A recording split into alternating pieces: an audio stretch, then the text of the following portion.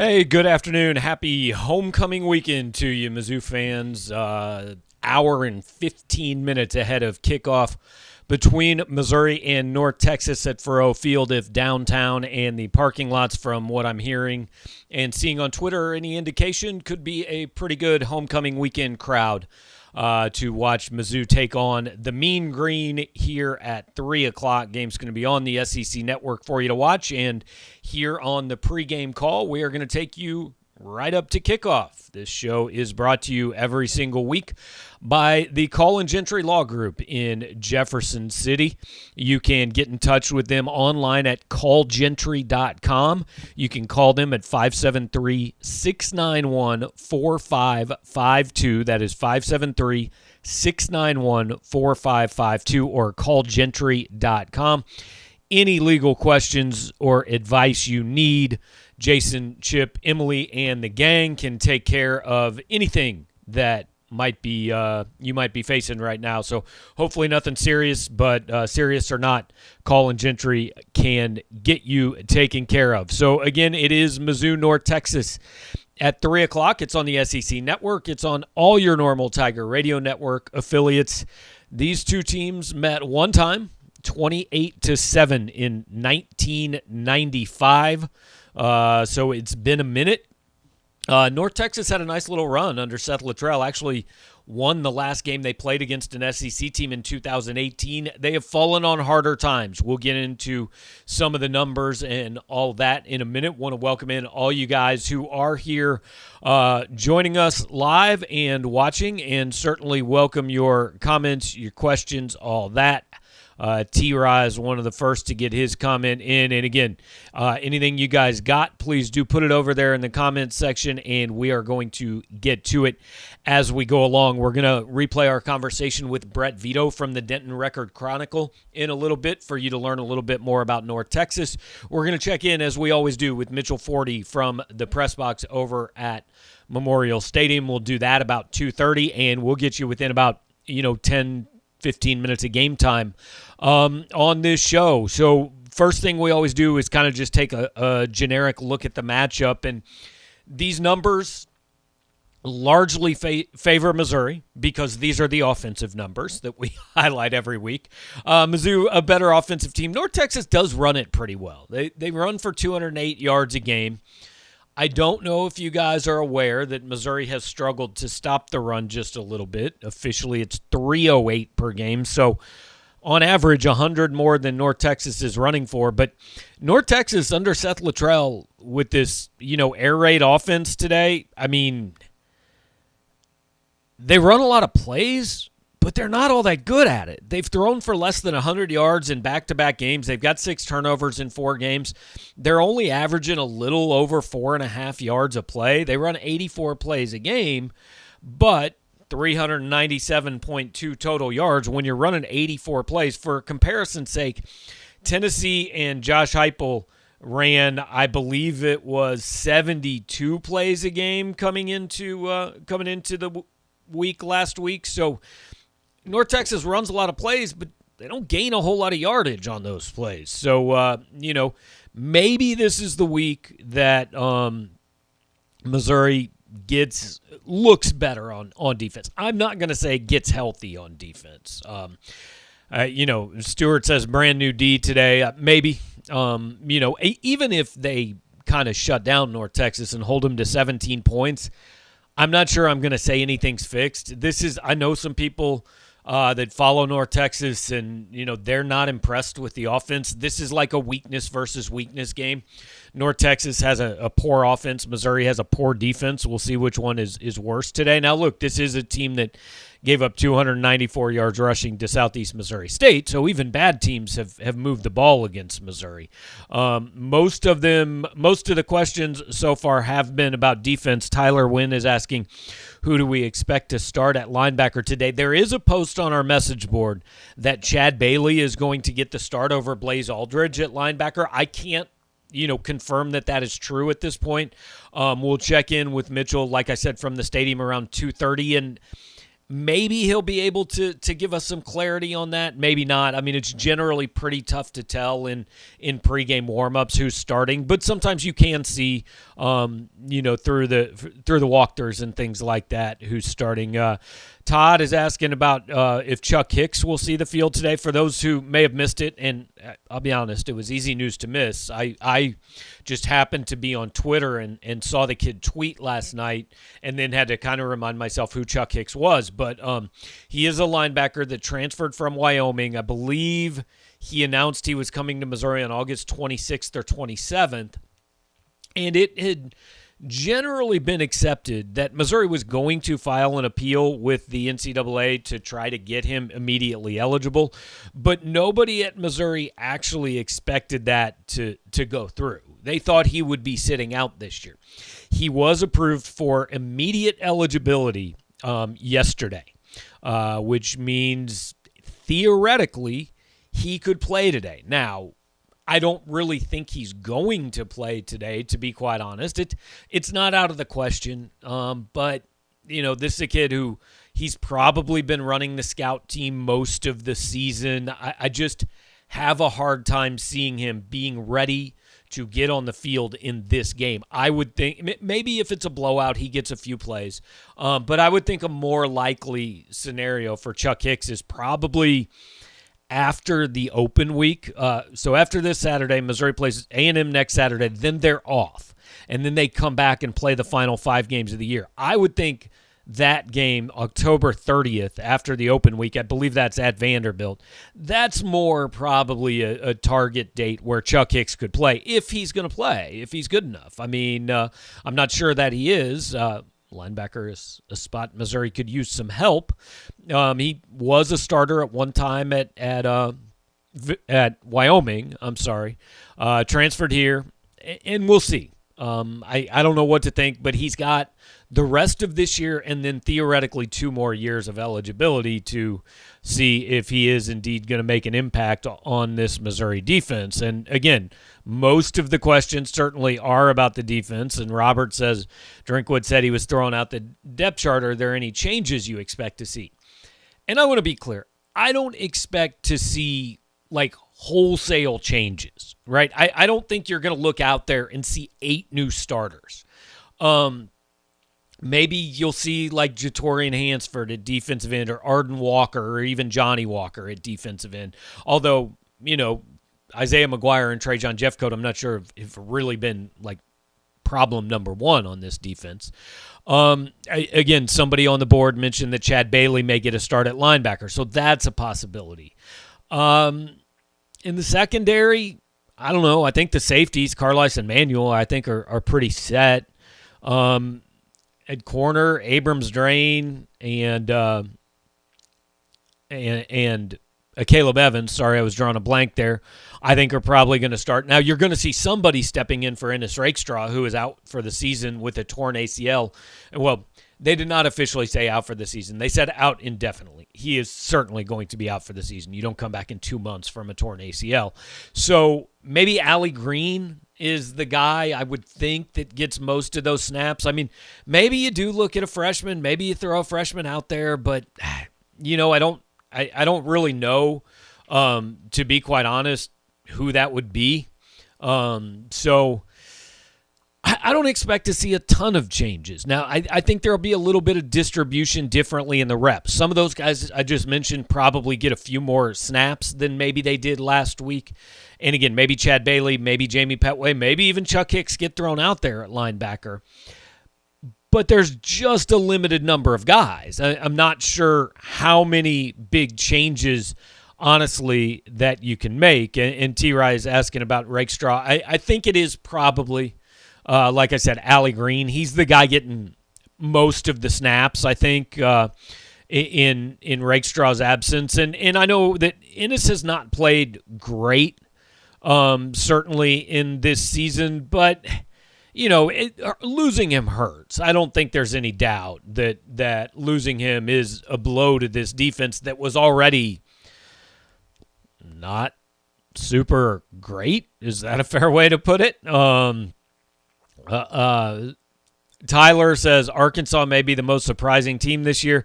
They're just good, as tough as that is to admit. The Ole Miss game is a good one, and yeah, Tyler brings up a good point. I want to go ahead. Let's go ahead and throw up some other SEC scores real quickly before we move on and hear from Brett Vito and do some other things. Ole Miss and Arkansas are tied at 38. I got to make sure that these are still accurate. I entered these scores just a few minutes ago, but Ole Miss, Arkansas tied at, well, now it says 31 in the fourth. I don't know. They're tied. Florida's all over Vanderbilt. Tennessee was up 28-0 on South Carolina, now up 38-20, and it is tied at 38 in that Ole Miss Arkansas game. And I think, look, this has been a tough week on Missouri fans, not only because they played as poor of a game as I've seen in a long time, but because Arkansas is kind of one of the stories of college football. Because Tennessee now with Josh Heupel just put it on you and is putting it on South Carolina. And I'm not saying that I don't think Arkansas is a top 10 team, and I don't think Tennessee's a great team. But it is a little discouraging for Missouri fans that those two teams clearly have taken steps forward this year, and Missouri hasn't at this point in time. That doesn't mean it can't happen the rest of the year, but I've said this a number of times this week. I wouldn't want anybody to judge me completely on my worst day of work. I can't see Missouri looking worse than it did on Saturday. I mean, that's the worst game I can see this Missouri team playing because the defense was absolutely dreadful, and frankly, the offense was below average. It wasn't awful like the defense was, but it wasn't good. So I don't think Missouri's going to look that bad again this year. I mean, I think they're going to win today. They ought to still beat Vanderbilt. They certainly have every shot to beat South Carolina. And so then it comes down to, can you find one out of those other four? Georgia, no. But Florida, A&M, Arkansas, can you find one to get yourself to a bowl game? And if Missouri can do that, that salvages a little something. There is a difference for this team between 6-6 and 5-7. Now, that has to start today. This is a game Missouri can't lose. Missouri loses this game, there is going to be fire breathing on the post-game show and on the message board, and I will not blame anybody for doing it. Speaking of the post-game show, before we get to my interview from earlier in the week with Brett Vito, do want to remind you guys both to hit the like button here on the show and also subscribe to the channel because what that's going to do is give you an alert when we do go live with the post-game show. We obviously don't know exactly when the game's going to end and exactly when the post-game show is going to start, but if you subscribe to the channel, you will get a push notification on your phone, or you can, that says, hey, post-game drink is live, and then you'll be able to join that way. Dan brings up a point, looking the worst against Tennessee, still have a date with Georgia ahead. Yeah, I get it, but like Missouri could lose 62-24 and give up 500 yards to Georgia, and it wouldn't be as bad as doing it against Tennessee, is my point. Yes, Missouri is going to look bad against Georgia. They are going to get beat badly, but so does everybody else. Robert's asking over-under attendance at 35,000, and I think I said this in the intro, but if in case I didn't, everything I'm hearing from downtown and from people walking into the stadium and stuff is actually the lots are pretty full, and this should be the biggest crowd of the season. I mean, they've been, I think, 45,000, 46,000 or something like that in the first three games. So I think there's a decent chance you get to 50. There's a lot of people that come back for this game, right? And it's got more to do with the weekend and the parade and just the tradition of it all than it does seeing Missouri play North Texas. But as long as you're in town, you're probably going to the football game. So I think today, actually, from everything I'm hearing over near campus, is probably going to be the best crowd that we have seen. So right now in the show, we're going to check in with our North Texas expert. We try to do this every week. We talk to somebody who knows more about the opposing team than I do. We're going to play that interview for you here. It goes 15, 20 minutes. We'll come back, take some more questions, chat with Mitchell Forty in a few minutes. Ever, like, just for a second, and we're going to find out if they can do that against North Texas. We're talking with Brett Vito from the Denton Record Chronicle. Brett, first off, man, thanks for taking a few minutes out of your day. Yeah, thanks for having me on. So that's the question with Missouri we're going to get to. I know North Texas has quarterback questions, and the offense hasn't been great, but the qualification to score points against Missouri lately has been have a quarterback who can turn around and hand the ball to anyone who won't fall down completely on his own. I think North Texas has that. They run the ball pretty well. Yeah, they do. That's been the strength of their team throughout this season. They have a pretty decent offensive line, and they also have a good mid-major running back by the name of DeAndre Torrey. He was a guy that was a good player at Mississippi Gulf Coast Community College, and North Texas wasn't looking to take a junior college running back a few years ago, but they happened across DeAndre in their pursuit of finding the guys to fill out their class, and they decided that he was just too good to pass up. So they recruited him.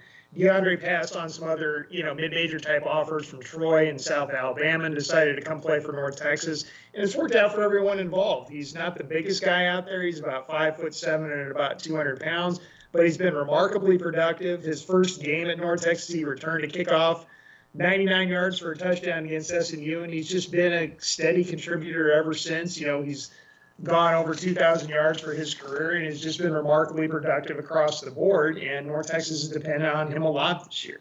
Yeah, if DeAndre's averaging 129 yards a game, if he can do that and two other North Texas players can do that, they'll be within 100 of how much Tennessee ran for last week against Missouri. So obviously that's been the story up here. I mean, in talking to Seth Luttrell and his staff and his players, last week, hey, one of the Tennessee starting running backs said, I don't want to say much about Missouri's defense, but we're going to have some fun. And then they came up and backed it up. I doubt we're seeing bulletin board material like that from North Texas, but what have you heard from the coaches and players down there as far as this Missouri defense and like what they're expecting to see, considering it is dead last in the country in stopping the run? Well, yeah. You ask those questions, I don't think anybody said anything outlandish. DeAndre said, hey, we saw some things that, maybe we can exploit, which is about as big a bulletin board material as you're ever going to get, which, I don't think that's really bulletin board material. Right. I think that's just kind of, a realistic outlook of the whole thing. But, the rest of the guys on this team and Seth Luttrell will tell you that while Missouri struggled, Missouri has SEC size and SEC speed and SEC talent. And that's the main concern for North Texas because there's just a different world in the SEC as compared to what North Texas is faced typically throughout the conference play. So that'll be a huge challenge for them. I know in North Texas's last couple games they haven't thrown for 100 yards. I mean, what's going on with the passing game and who's the quarterback here this weekend? Well, I think they've had a lot of problems in the passing game that you can kind of point to a lot of different things that have been factors. First off, they rotated. They've been searching for a quarterback ever since Mason Fine left. Mm-hmm. Mason Fine's playing up in Canada now. He's statistically the best quarterback they've ever had. Granted, they did have a quarterback back in the 60s that ended up playing in the NFL for a long time. But as far as statistically speaking, Mason threw for a ridiculous amount of yards, set all the records. And, he graduated, and the challenge for North Texas ever since has been finding a guy to replace him, and it's been a struggle. Last year, they rotated a former minor league baseball player named Austin Awney and Jason Bean in the job, and then Jason transferred out and left. He's now the starting quarterback in Kansas. So that left Austin, and they brought in a transfer from North Carolina named Jace Reuter to compete for the job, and they competed in the offseason. Reuter won the job, and early in the season he had some moments. He had a really nice game against SMU, put up some good yards there in that game against SMU. He threw for 366 yards and a touchdown against SMU, and ever since then it's just kind of gone down the drain. Yeah. And a little bit is quarterback problems, but the other thing that's really killed him is two of their best wide receivers went down with injury. And you knew they were going to have some issues with wide receiver because they lost DeAndre. They lost their best wide receiver after last year. Jalen Darden ended up getting picked in the 4th round, and he's with the Tampa Bay Buccaneers now. So you lose a guy like that. That's the first guy North Texas has had drafted in over a decade. So you lose a guy like that, that's a killer. And then on top of it, they lost Tommy Bush, who was a transfer from Georgia, to a leg injury against SMU.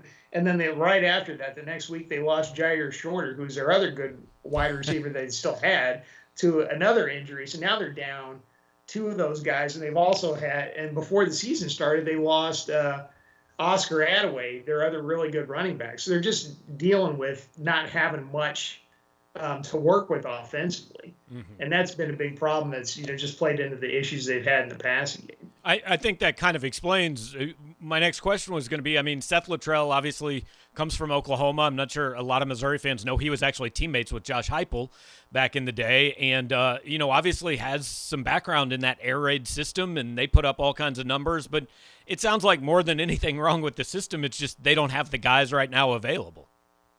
Oh, I think that's definitely the case. I think a little bit of their struggles, and we've written about this, is they did lose Graham Harrell, who was a key part of the whole operation after the 2018 season. He was the guy that developed Mason Fine, the former great college quarterback at Tech, and then he went out to go be the offensive coordinator at Southern Cal, and then they had a 1 year. They brought in Bodie Reeder, who lasted a year before he got fired, and then then Seth called plays last year.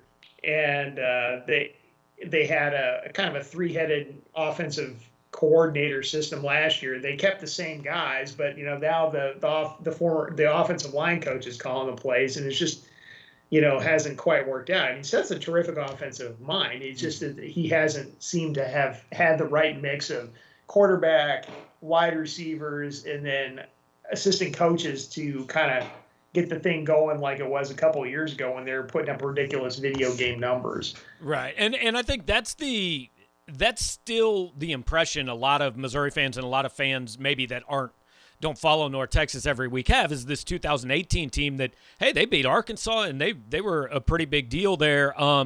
It's obviously fallen on a little bit tougher times here in the last few years. Is Seth still on pretty good ground down there and everything and going to get a chance to get this thing going again?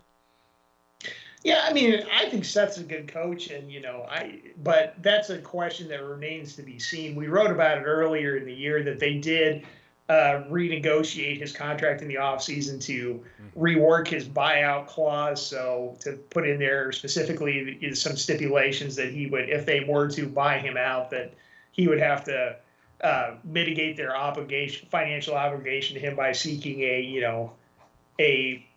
a similar position, right, or a position of, like, if he went and took the offensive coordinator job at an SEC school or, at a place like North Carolina. Because remember, he was at North Carolina as the OC before he came here, that if he took that job, that school would have to pay him a market rate salary. Mm-hmm. So, when you start talking about a school that's, fiddling with contracts to make sure that their mitigation clause includes that he takes a market rate salary, so you couldn't go to, say, some Power 5 school and take a coordinator job and they pay him like a graduate assistant. When you start doing those kinds of things, you kind of think you're on a little bit of a tenuous footing there. But we'll have to see what happens the rest of the season.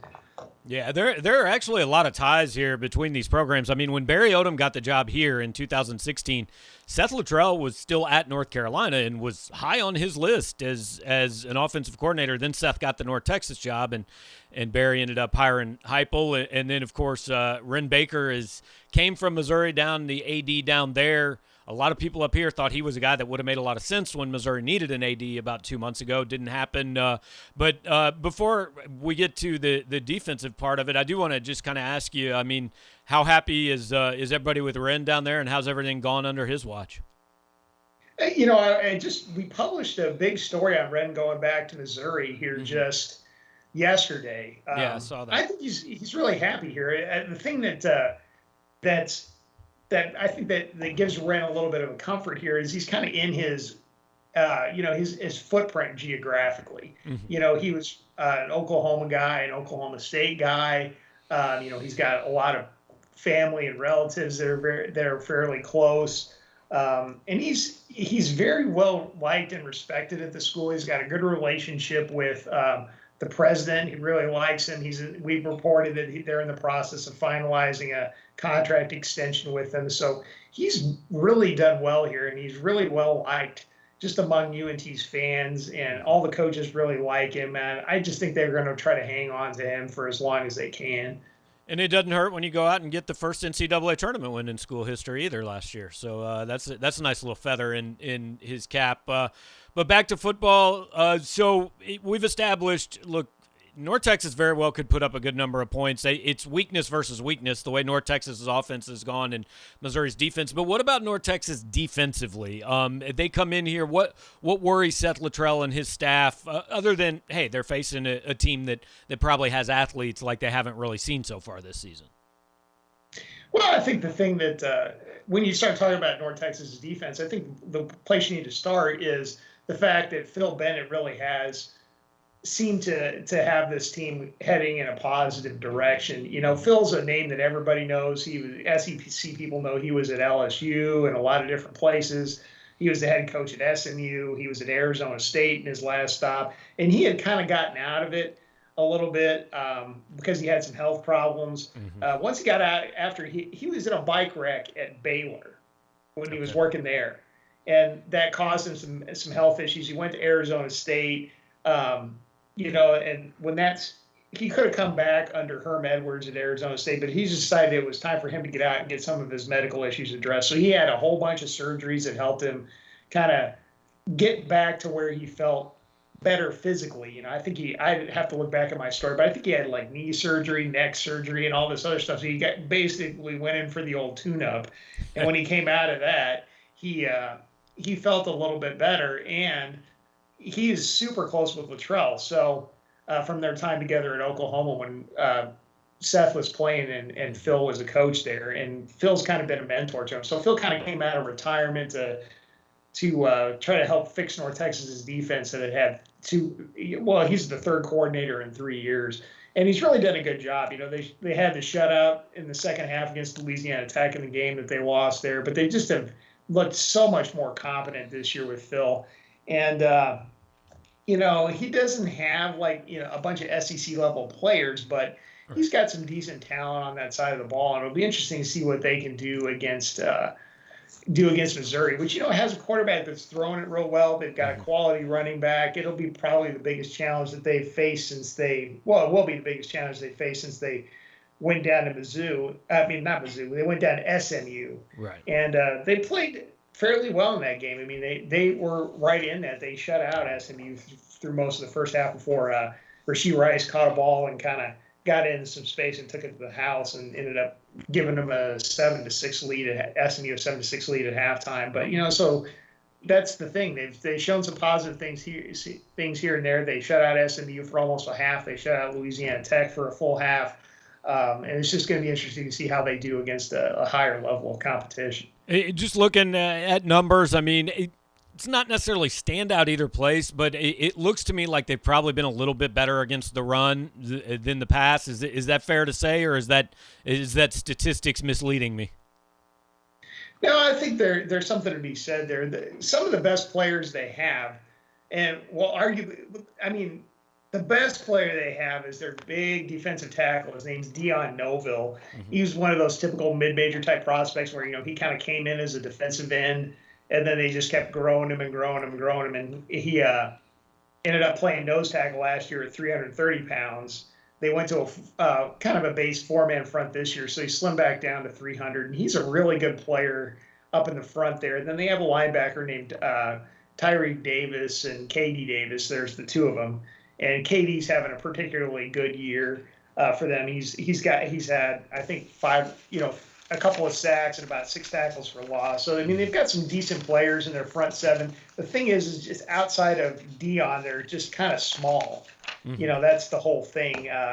KD and Tyreek are both converted high school safeties. You know, that they grew into linebackers on the college level, and KD is officially listed at 229 pounds, and Tyreek plays an Eagle spot, which is kind of a hybrid spot, linebacker, defensive back at 192 pounds. Their other linebacker, Kevin Woods, listed at 219. So they have some solid players up front that have helped them play well against the run. They have the Murphy twins at defensive end, who are about 255 pounds apiece, identical twins that are pretty decent players. So they have some good players in the front, and that's why I think they've been a little bit more effective against the run this year. Yeah, they got 27 tackles for a loss as a team this year. I've got to imagine that the recipe here is, if they want to be in this thing and have a chance, the recipe is, hey, throw them off course on first down, win the turnover battle, and then we'll take our chances in the fourth quarter.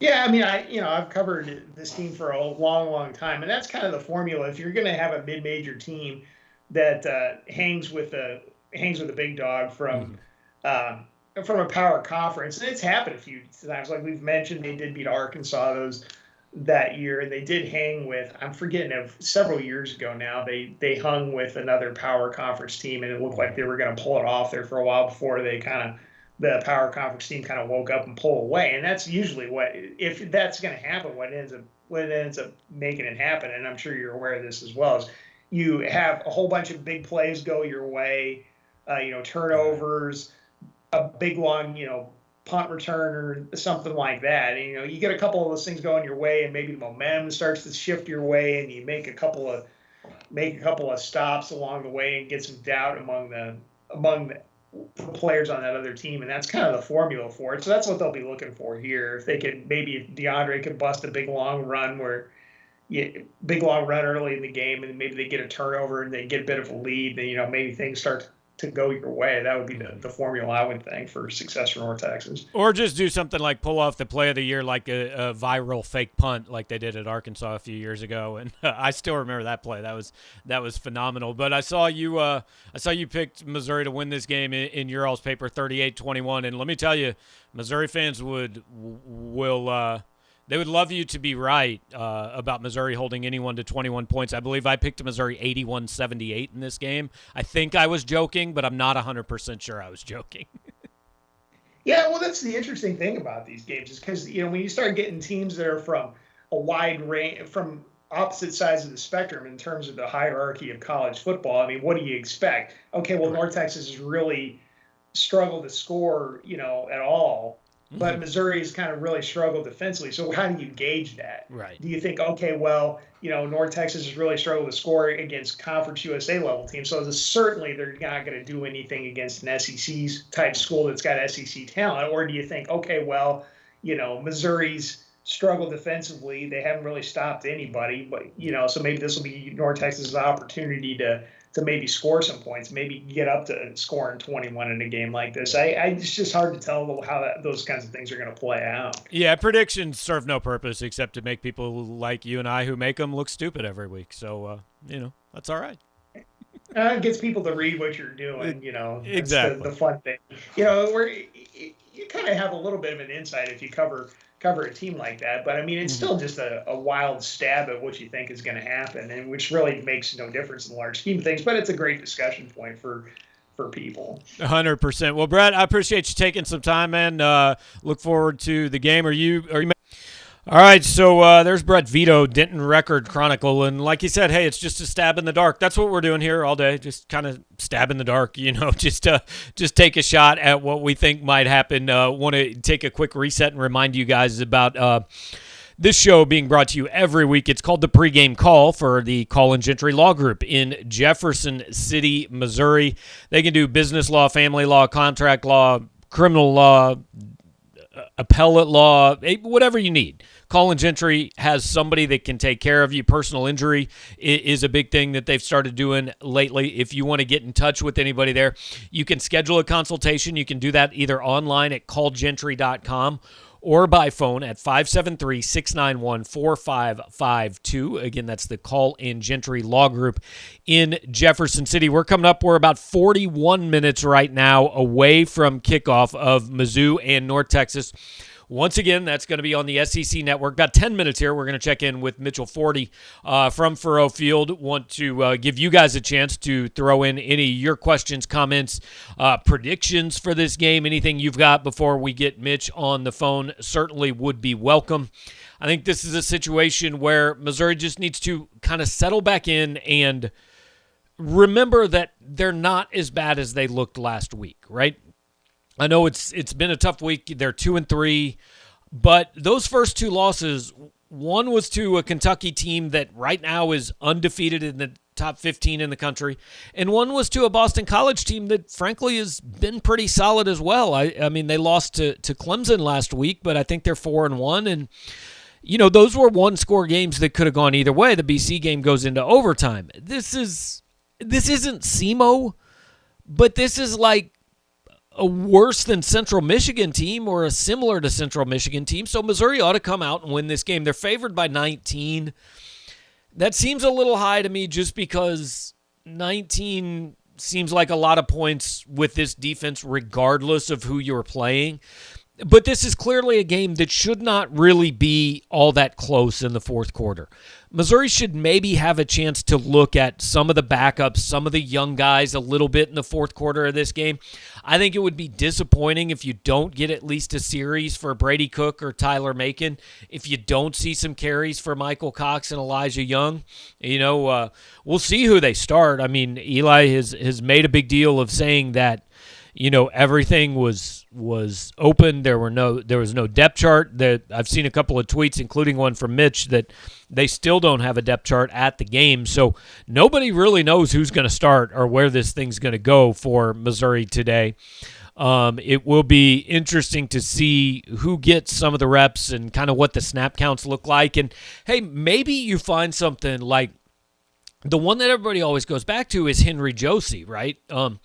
Henry Josie had been a player that, he was just there in practice. He wasn't amazing or anything like that, but he was a guy that when the lights came on, when he got his opportunity, I mean, he absolutely went nuts with it, and you couldn't keep him off the field. So maybe you find that guy, whether it's a cornerback or a linebacker or a defensive tackle or a wide receiver. I mean, look, Sam Horn and Luther Burden are in the stands here. I don't think it would be the worst thing to get Dominic Lovett and Mookie Cooper going a little bit, right?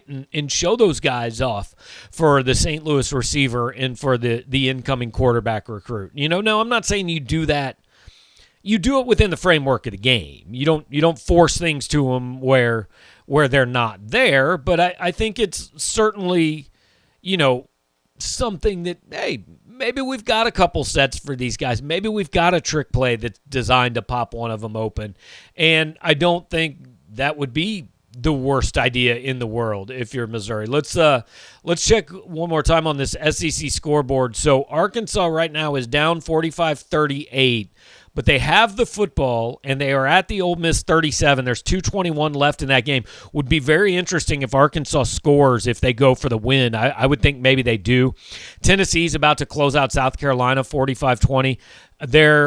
Florida and Vanderbilt just went final. Folks, now I understand they have played Florida and Georgia. They have played two of the top four teams in the SEC. Vanderbilt's been outscored 106-0 in two SEC games. This is like a historically bad SEC team.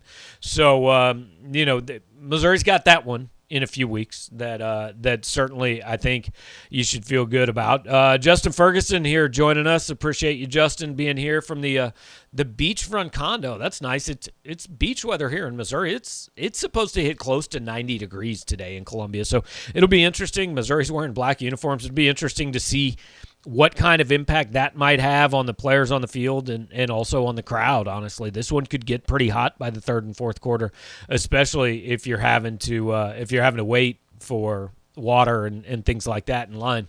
Robert says it would be nice to see more Boo Smith today. That one's weird to me, guys. He's made a ton of plays when he's been on the field. He just isn't on the field very much. He's averaging like 6 snaps a game or something like that. I don't have the number in front of me exactly, but he doesn't play much. But every time he does play, he's making plays. So I think that's pretty interesting. Maybe Boo Smith is a guy who gets out there more. J.J. Hester has gotten some more run here of late. Dom Lovett, as we mentioned, has really emerged. Mookie Cooper, and look, I'm not going to go full conspiracy theory on you, but it's kind of weird, right, that Drinkwitz says, that after the BC game, Mookie posts on Instagram he'd sure like a chance to play some receiver. Then Drinkwitz says on Monday or on Tuesday that he's done him a disservice and he's not healthy and he needs to rest and blah, blah, blah. So he's out for the game last week against Tennessee. And now on Wednesday he's 100% full speed practicing. It's just weird to me. I don't know. Maybe it is. Maybe he just needed a week of rest, and that was it, and everything's good now.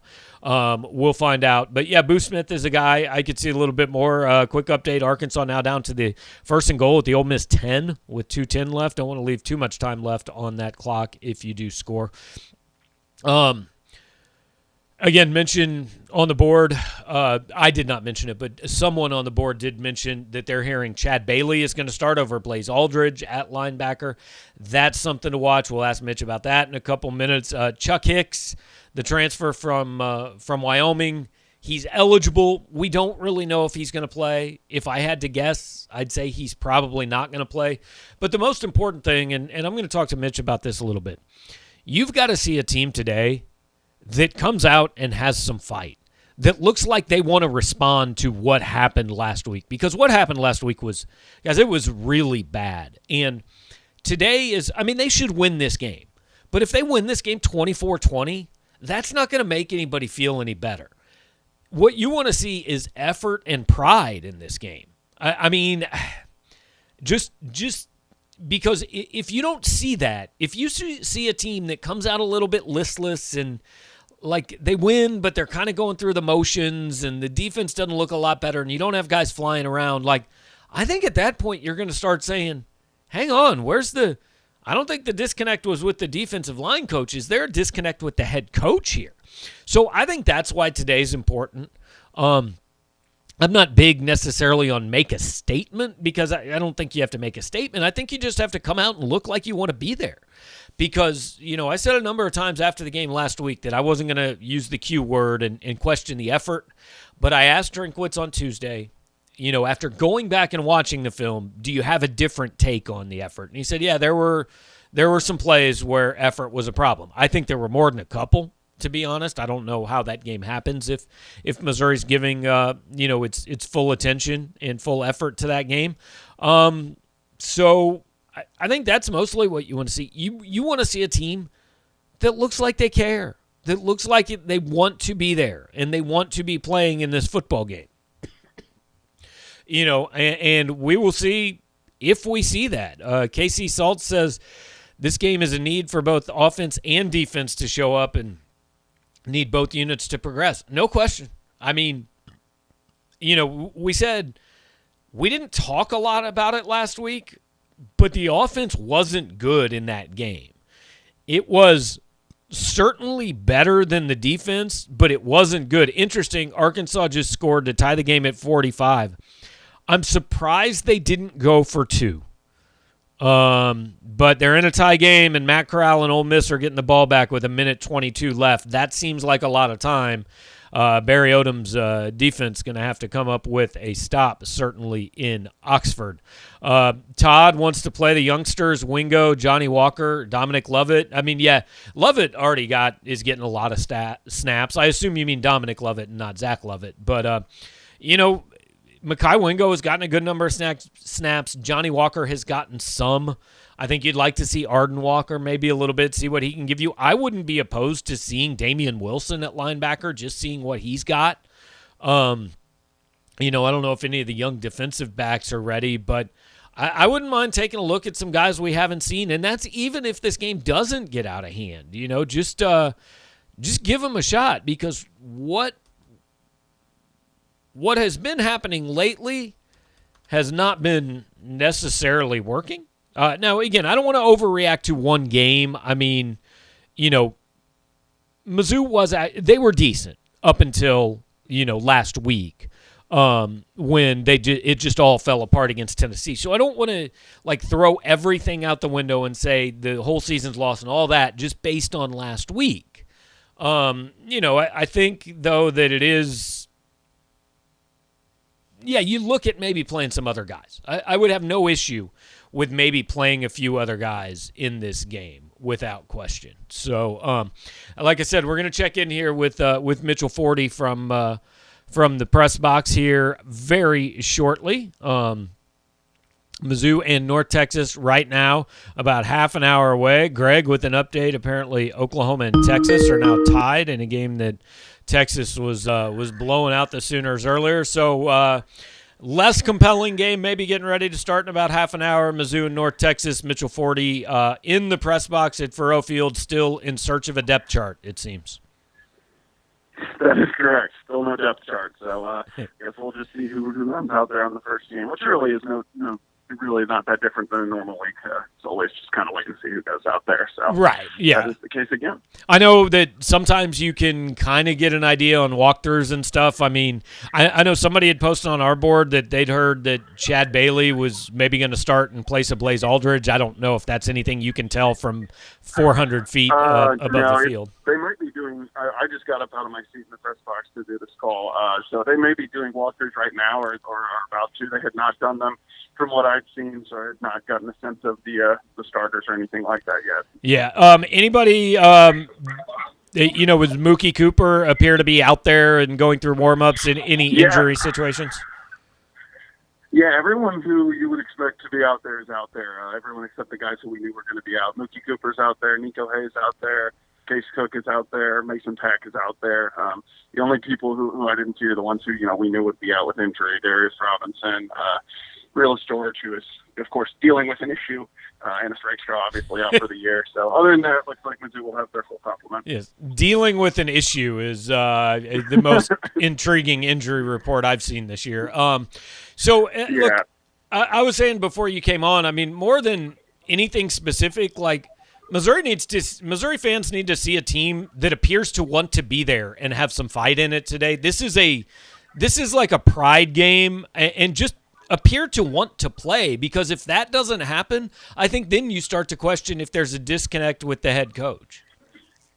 100%. Yeah, I wrote in my game preview this morning, like if you have a game like last week where it just looks like players are confused and frankly not given their all, there were some issues with effort. That can happen 1 week, and you say, okay, it's an outlier. College kids, they have a bad game. That happens 2 weeks in a row. Then you start to question, is the message being preached in a way that it's being received? You start to wonder about what's being coached. So I absolutely think that is key number one for Missouri, especially in a game where they should have more talent. Show up, look ready to play, generally know your assignments and play hard. Yeah, and Greg is asking us who gets Ennis Rakestraw's snaps. I think it's probably Allie Green, right? Yeah, I mean, I just think it'll be the trio of Caleb Evans, Allie Green, and Ashfordine playing cornerback. Mizzou has pretty much used 3 cornerbacks each of the past couple weeks, so they I think that they're okay sticking with those 3 guys, rotating them in and out, and all 3 obviously have played quite a bit. So I think that will be the case. Yeah. So we'll let you go here in a minute, but I mean, is this a game where we can learn anything or not? Yeah, I mean, I don't want to say it's impossible to learn anything, but at the same time, I don't think, if Mizzou, comes out and, they give up some rushing touchdowns, rushing success, but not a ton, and cruise to, 14 to 20 point win, I don't think that's going to tell us too much, If Mizzou comes out and absolutely smothers North Texas, I'm not even going to say it's fixed, but that at least shows you that maybe some improvements have been made. If Mizzou comes out and lets North Texas run for 400 yards, then, of course, we learned that, Yes. probably more people are going to need to be relieved of their duties on the defensive side of the ball. So I think it's going to be a fairly high-scoring game. I would be surprised if, there's anything revelatory out of this one, especially on the defensive side of the ball, but we'll see. Yeah, I mean, if Missouri gives up 400 yards rushing in this one, like, burn the whole thing down. Like, everything is broken if that happens. Exactly. Although it might actually... By the way, I forgot to mention one other thing in the personnel report earlier. Chuck Hicks is not dressed. He's not. He just became eligible yesterday, but he is not out there, so he won't play today. Well, all right. He was. We were planning on him turning the season around, but I guess that's not going to happen. So that's Al Davis's job. Yeah, no doubt. All right. So I jokingly picked 81-78 in the preview article. I don't really believe that's going to happen. I see something more like, I don't know, like a 37-20 game. What'd you pick? Yeah, I have one more touchdown on either side from you there. I have Mizzou 44, North Texas 28. That might be a little high scoring, but I can't totally pick this defense to stop anyone until I see it. So I think we're going to see plenty of points. And yeah, by the way, if we do get 81-78 and I'm here for 6 hours, I will be upset with you. Yeah, it might last longer than the Oklahoma-Texas game at this rate. So all right, Mitch, appreciate it, man. Everybody will be following along.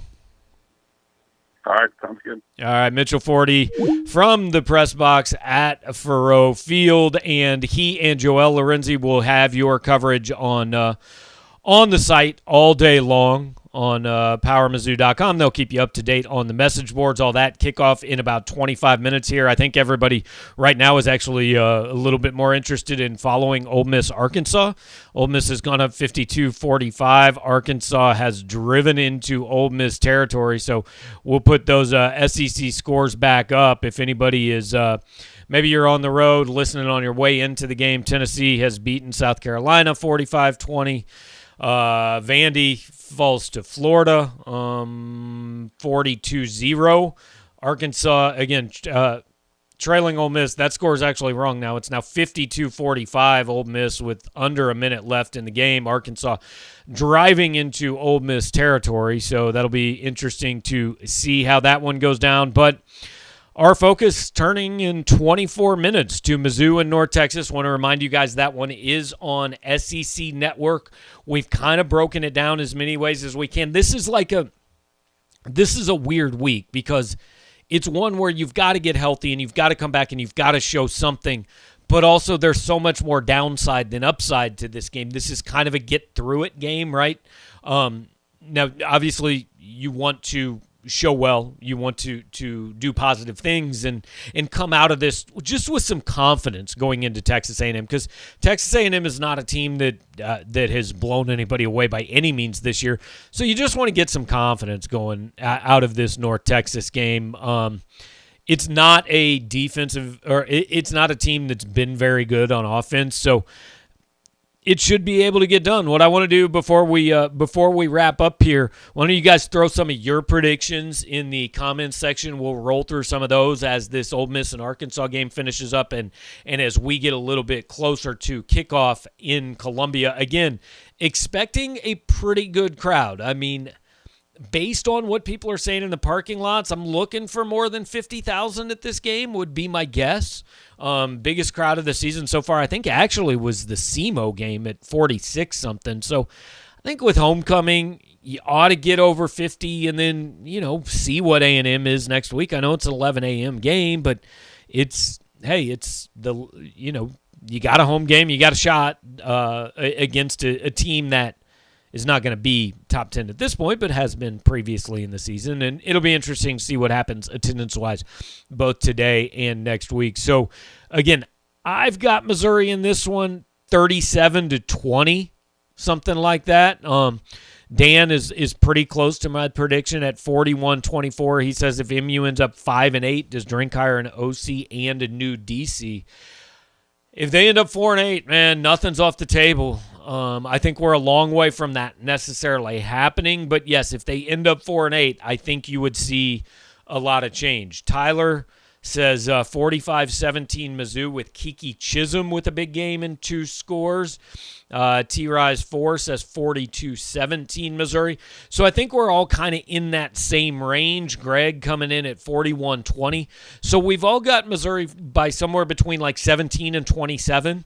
Dan and I both kind of on the side of, hey, we think Missouri wins, but North Texas covers. Some of the other picks leaning toward Missouri covering. Again, the line is 19. So but I think everybody's kind of in that 17 to 27 point range. If it's closer than about 17, unless it's just by some weird backdoor touchdown in the fourth quarter or something, I don't think you're going to feel real great about it. I don't think you would come out thrilled about this one if Missouri were to win it, 41-34 or something like that. So we'll see where it goes. Once again, SEC Network coming up in just 21 minutes.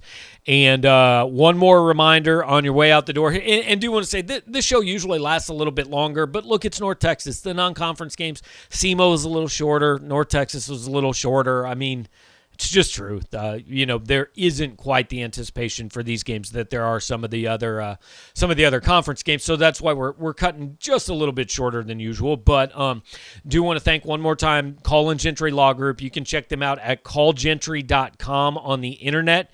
You can give them a call at 573-691-4552. Ask for Jason, ask for Emily, ask for Chip, whoever you need. They've done things for me. I personally recommend everything that they do down at Call Gentry. So get in touch with them. Once again, callgentry.com or 573 691-4552 if you need legal advice. Hopefully you won't need any legal advice for the next 3.5 hours. I want you to hit the like button. I want you to subscribe to the channel so you get that push notification when we come back with the post-game drink. We will do that very shortly after this game ends between Missouri and North Texas. So thanks for hanging out with me leading up to kickoff. We'll talk to you after the game.